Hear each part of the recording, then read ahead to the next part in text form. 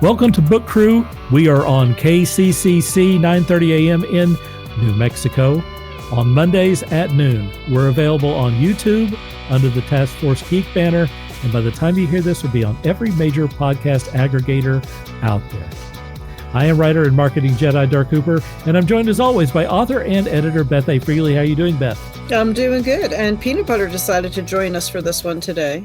Well, that is special because that is special. Peanut Butter is special. Yes, she is. So we'll see if she has anything to say about our conversation here in a little bit.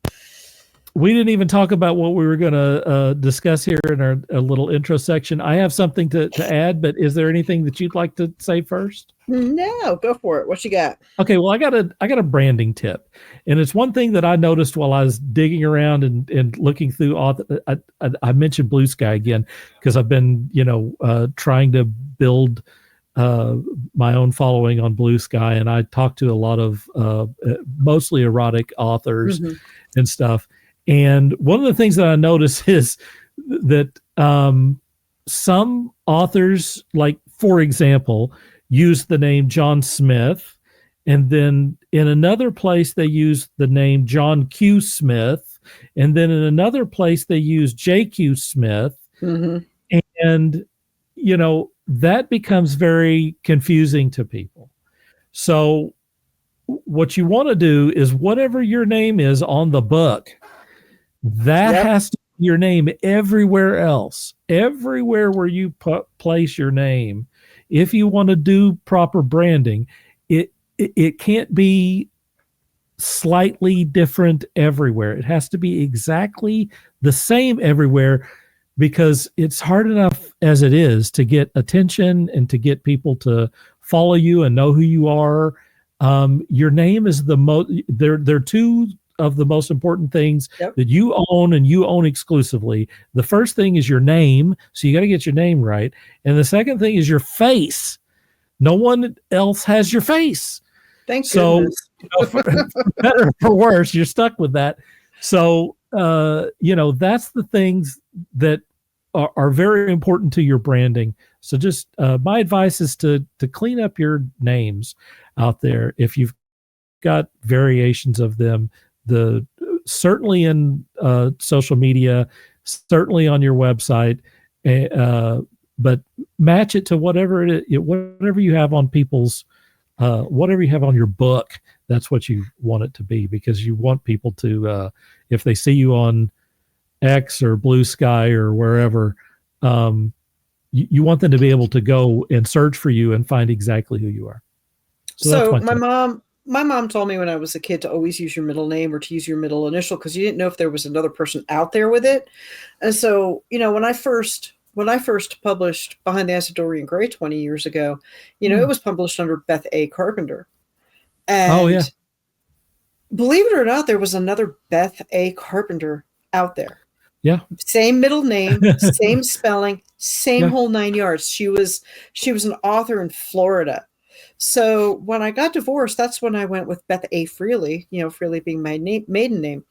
And so, of course, when I go to try and register the URL for my website, I'll be dipped if there wasn't a bethafreely.com already out there. So I was like, all right, fine. It's Beth Ann Freely. And that's why I do B.A. Freely. But I keep that, Beth Ann Freely, B.A. Freely, Beth A. Freely. It's all, I keep it all together, and that's all my brand. I think that, look, if you have an unusual name, then you're blessed. Oh yeah. Because then you don't have to compete with all the other people out there that are, that have the same name as you or whatever. Yeah. I use my middle name. My middle name is Dirk. My first name is Kevin. So, I decided a long time ago that creatively that I would be known as Dirk Hooper. And it's a branding exercise, because how many Dirks do you know? There's not many out there. Not very many. And, many, many moons ago, I captured DirkHooper.com. So, I purposely chose that name because it stood out. I chose a middle name. But if you look at the early stuff, I signed things KDH. So I had kind of a different method of doing that early on, but I've been consistent for about 30 years. So, all right, well, let's welcome our guest in today. Patricia Bates is a Canadian romance author with a love of history who combines her love of great stories and history to weave tales of love, passion, and adventure, all set in the past. Welcome to the show. Thank you for having me. Hey, I'm glad you decided to come join us. Yes, I'm here. I'm excited. I think it's going to be a blast. Oh yes, always. Well, I hope it is. Tell us a little bit about your author journey up to this point. Well, believe it or not, I actually started writing in grade school. I'm the middle child, and it was just a way for me to express myself. By the time I had hit middle school, I was already doing short stories. I had entered a couple of contests and won. Cool. By the time I hit junior high, I had written 2 full-length novels. Unfortunately, they were on paper. There was no computers at that time. So, yes. So unfortunately, they were lost to the the moves and other things that when you're in junior high that you go through. We were just talking about this, about backing up your stuff. My paper ones were lost to a leaky basement. Ours was, we moved, and unfortunately there was a box that just vanished somewhere in between. Yeah. And then I've always been a writer. I've always loved weaving those stories. And then when I had my son, 23 years ago, it was kind of, I'm going to see what it looks like to try and get published. And then my first book was written. It took me about 2.5 years to write that one. And then I've never looked back. It's been a journey, I have to say. But yeah, it started at a very young age, and sounds like it's always been part of your life. It really has. It really has. I have notebooks. I have binders full of poetry, children's stories. So it's there. It's an integral part of me. It's in my DNA. Yeah. Well, let's talk about your first book. That you just celebrated a big anniversary on that. I did. So my first book, when it was released in 2009, was titled Master's Mistress, and it was a Vikings and Celtic romance set in 8th century Ireland. So around the time where the Vikings were making more of an impact. And so I was traditionally published. And then about a year or two, or a year and a half ago, I actually wound up getting the rights back to it. And I thought, I want to do some revamping of it. I want to kind of bring it up to my skill level now. And I'm going to relaunch it underneath my publishing house's brand. And just this past weekend, March 9th, actually was the official release day for it to go direct and go live. Was actually the 16th anniversary of it actually being made available to readers. Nice. Did you go wide, or did you go just KDP? So I'm actually wide, Okay, that's what and I I tend to start. I tend to do an early release when I do my direct sales. So I have my own bookstore, and I tend to put my books up there 2 to 3 weeks earlier than I do anywhere else. Mm-hmm. So right now, Her Vikings Thrall is actually available on pre-order wide. Nice. I'm going to go into that quite a bit here in a moment. But let's right now. Here's the book for people who are watching on video. The first book, which you've renamed, correct? Yeah, I have renamed it. Yes.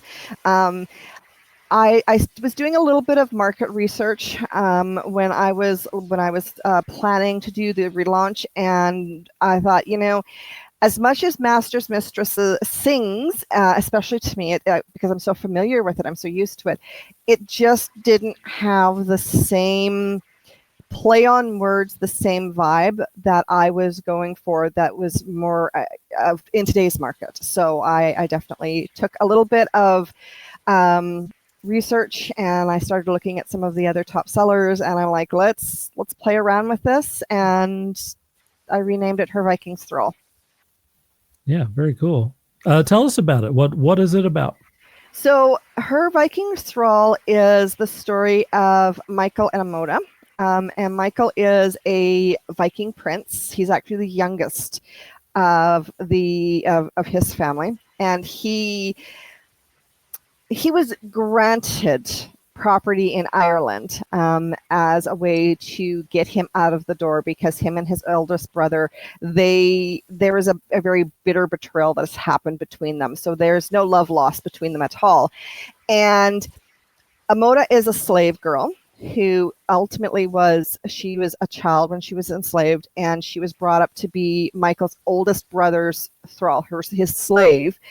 And during a wedding celebration, Michael, of course, has come back to Norway, and she's there, and he sees her as his perfect opportunity to get revenge on his brother. So, the brother hid the woman that he loved and he was going to marry. So this way, it's like, the brother's going to be tied up with all of the wedding stuff. I'm just going to take the slave and we're going to run away. And that's going to be my revenge. And it turns out that it wasn't really well thought out on Michael's part, because Amoda is not your typical complacent, well-behaved slave. She doesn't know the meaning of the word, because she's always been brought up to be defiant, because that's what his brother wants in a slave. Mm-hmm. He likes to break them himself, kind of idea. So there's a lot of butting of heads. There's a lot of learning about each other and learning about the dynamic of each other, and really for her to grow into who she is as she watches this guy that she has no experience on how to deal with, because Michael is the total opposite of his brother. And so throughout the book, they're kind of thrown together in situations where they have to kind of, there's a lot of the give and take, a lot of witty banter, a lot of pushing of the boundaries.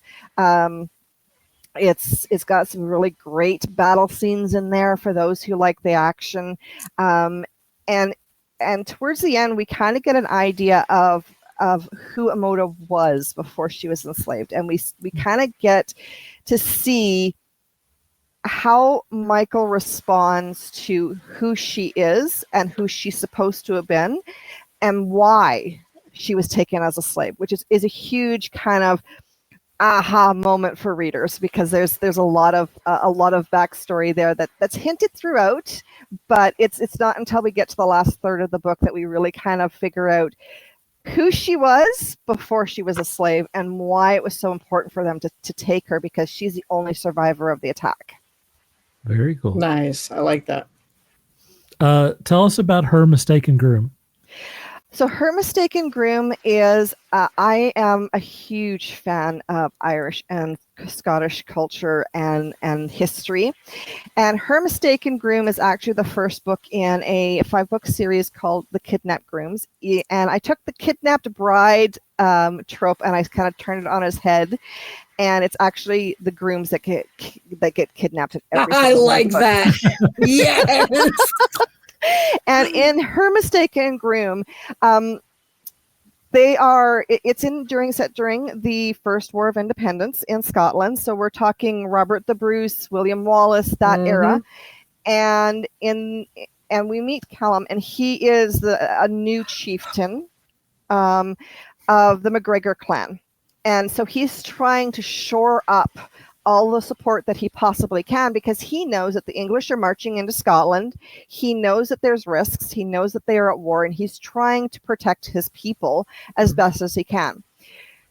So he's at a war council. He heads back to go home because he's very disappointed because the clan that he had gone to talk to initially about supporting him, they are no, we're not going to go to war with England, you know. And on his way home, he gets ambushed and he gets kidnapped and drugged before another chieftain.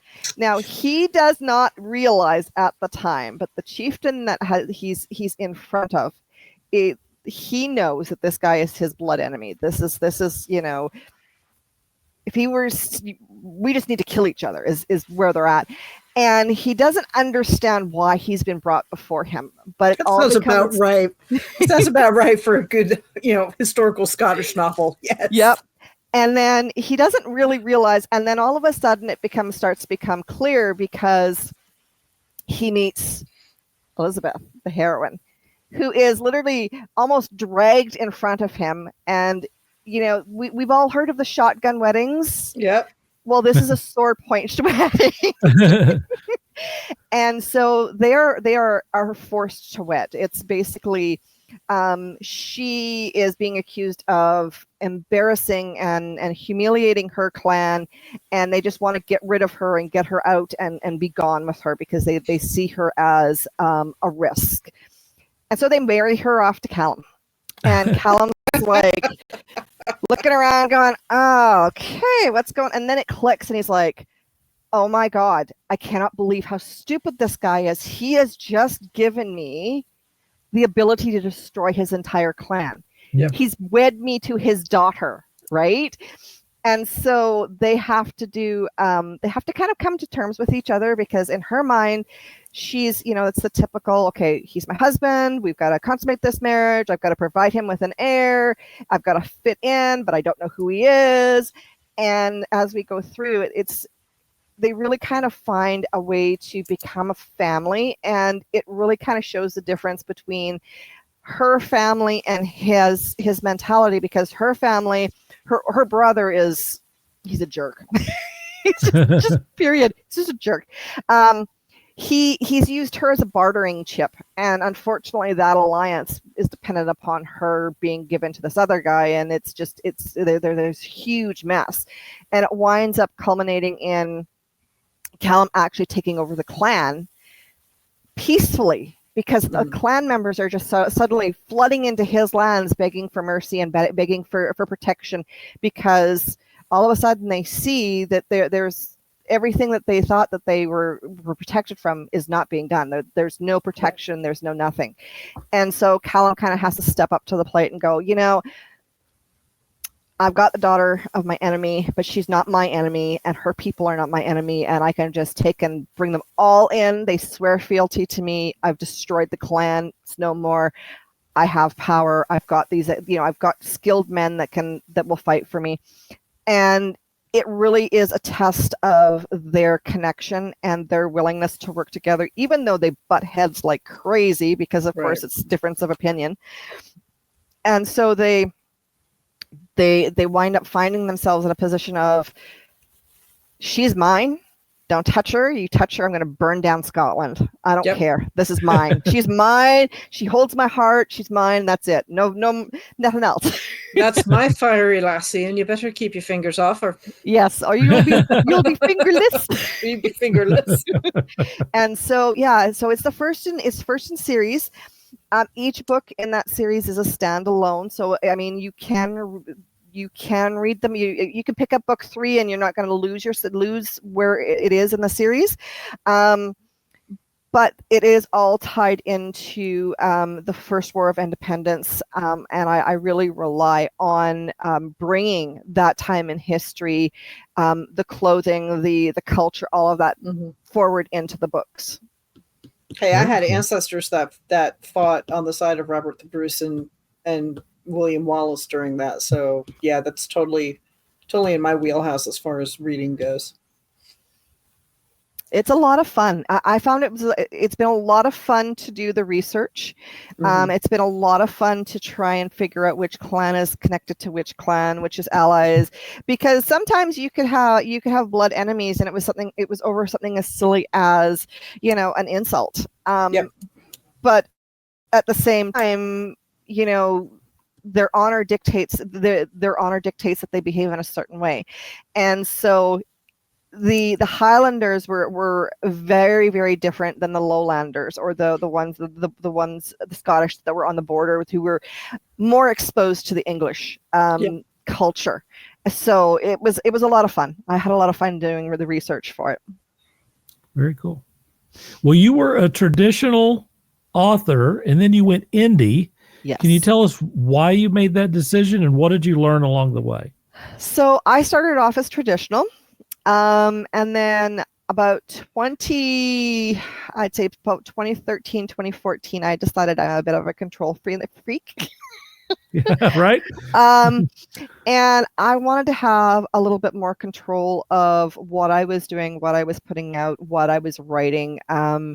And so I started looking at it, and then I was looking at some of the different, I had some other author friends of mine that I had, that I was involved with, and we got to talking about it, and I realized, well, you know, I think what I'm going to do is I'm going to do my own publishing house. So I actually opened my own publishing house, and I ran my own publishing house for about 4 years. We closed in 2018 because I found that it was taking too much time away from my writing, believe it or not. And so once that happened, here I am. I'm sitting here with all of these books on my hard drive. I'm sitting there with them in my hand because by that time I had them in print, etc. And I'm like, I really want to take and use the skills that I've learned and put out what I want. I want to write what I want. I don't want to be kind of put into a box that is where I'm having to argue with an editor over a historical detail, you know?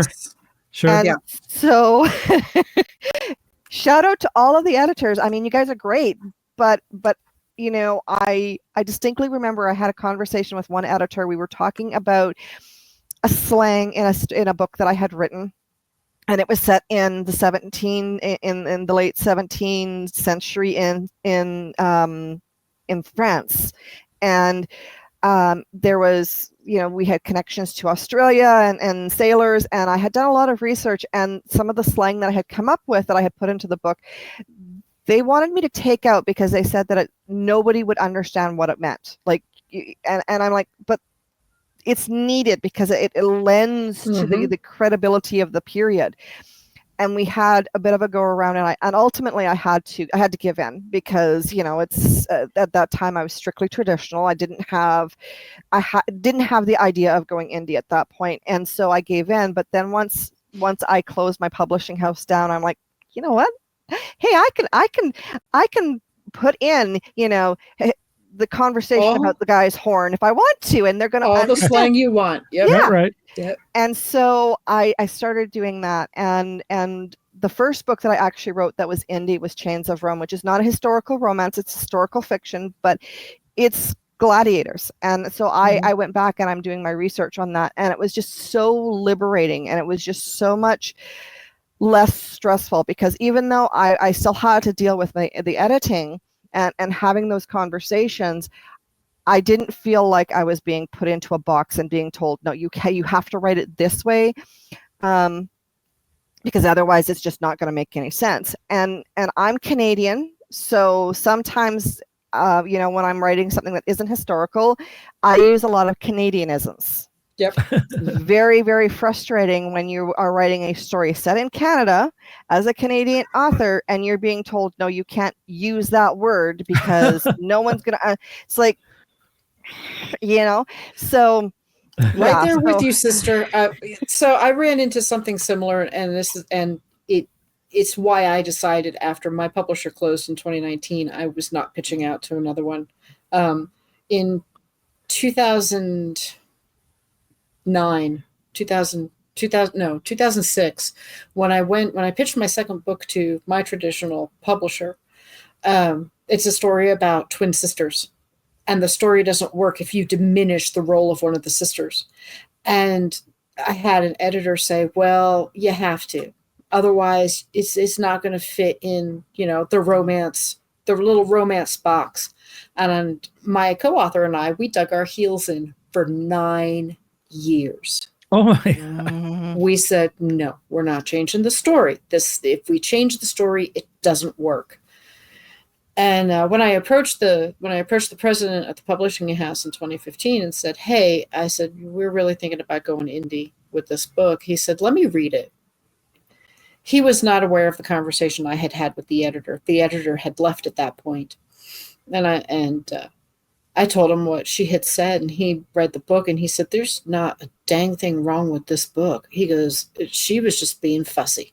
He's like, send me the manuscript the way you guys want it, and we'll publish it. And that's what we did. Yeah. That experience alone, and the fact that I was doing everything else anyway, all the marketing, all the promotion, the whole 9 yards. I said, you know what? I said, I am not willing to give up the control ever again. And every author I edit for, I tell them now, I send you edits. My edits are suggestions. If you don't like my suggestion, if you want to leave in the slang, if you want to leave in, writing your dialogue like you're actually speaking it in Scottish, leave it in. It's your voice. It's yours. Yep. That was what I learned from that experience, and I pass that on to every one of my editors. I can make every one of my authors. I can make suggestions as your editor. Whether you take them or not is entirely up to you. Right. Because if it changes the core of your story, if my suggestions change the core of your story as the editor, I am the one that's at fault and wrong. Yeah. Not the author. Yeah. And I think that's a huge part of it, because I've seen this, and I'm going to go back to Her Vikings Thrall. So when that book first came out, we're talking 8th century Norway, 8th century Ireland. In Norway, they didn't have castles at that time, right? They still had the longhouses, they still had those communities, and it was suggested very strongly that instead of a longhouse, I put in a castle. No, put in a castle. It's now come out. Excuse me. But to me, I want to work with editors that are willing to understand that my voice is unique and that I am willing to have that conversation. Hey, if there's something, that is really drastically jumping out at you and saying, hey, this doesn't work, please let me know. I'm willing to work with you on that. But I don't want to feel like I'm pigeon-toed and I'm stuck. Between that rock and a hard place where if I don't do what you want, you're going to cancel my contract. No, I want to have that. And the other thing too with traditional that kind of threw me for a loop is the time frame is a huge thing. I don't rapid release by any stretch of the imaginations with my historicals, because I take time to do the research. I want to have as much knowledge as possible before I release it. But at the same time, I don't want to wait a year, 18 months between book releases. If I can get a book ready and out in 6 months, let's do it in a 6-month schedule, So that's another, and I'm not knocking traditional. I love traditional. I had great experience with my publishers. But at the same time, I also learned as we move through and as I've gotten closer to that 20-year mark, I'm a control fanatic with my books. I want them to be exactly the way that I want them to be. And I don't want, if I want to put them on sale, I want to put them on sale. If I want to put a new cover on them, I want to put and you can't do that traditionally, unfortunately. No, you can't. Yeah. That's the biggest downside of traditionals is the lack of control. Yeah.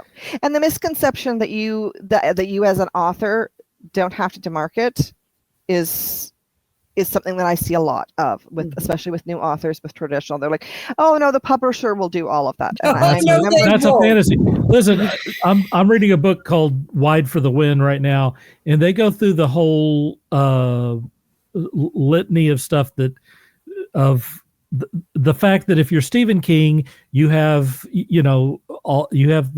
the space at the front of the bookstore, you have posters that they put out, you're going to get to go on the Today Show, you're going to have all of those things. But if you're not Stephen King, if you're not in that upper echelon, even if you're in the middle echelon, you may get very little promotional support. And if you're in the lower echelon, you're a new author and they're not, you're not a big deal, you get, as Willy Wonka says, you get nothing.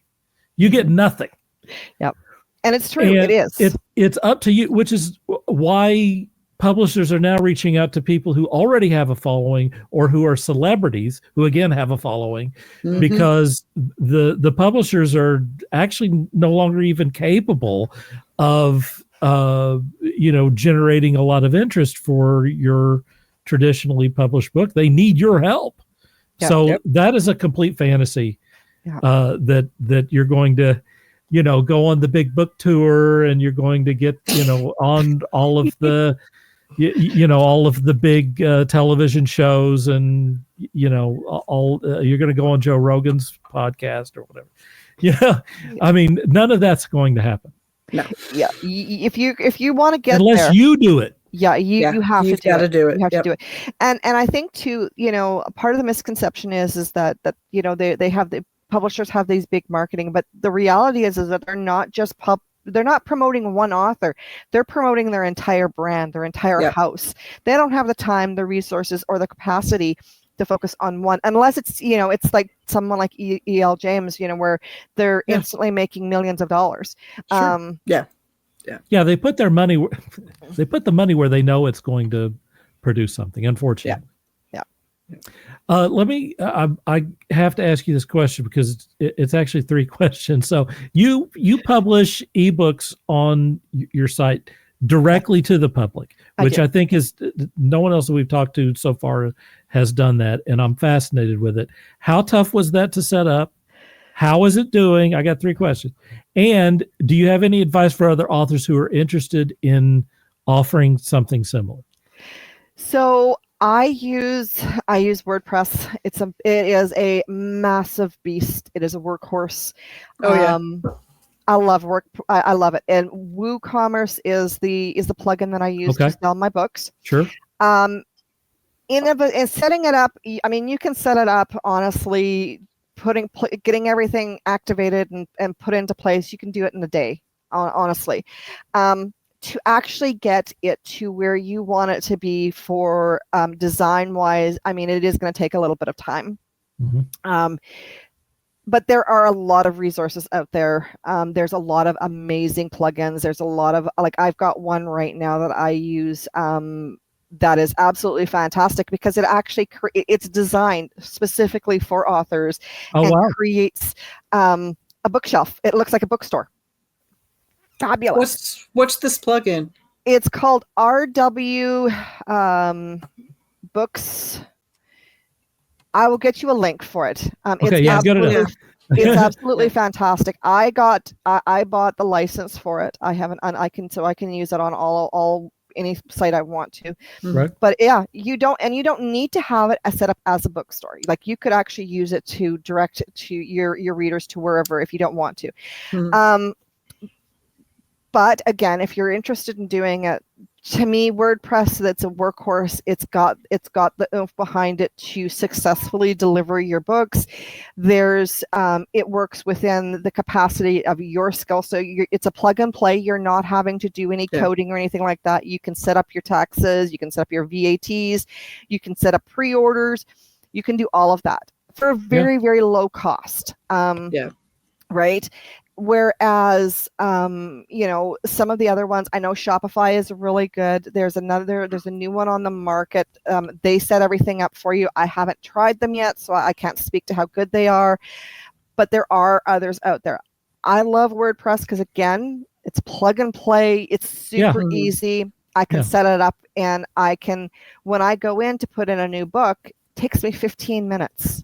Simple. That's perfect. Boom, And so it's great. Now, I am starting to see more and more success with the direct sales because, again, I release on my website 2 to 3 weeks earlier before I do anywhere else. Okay.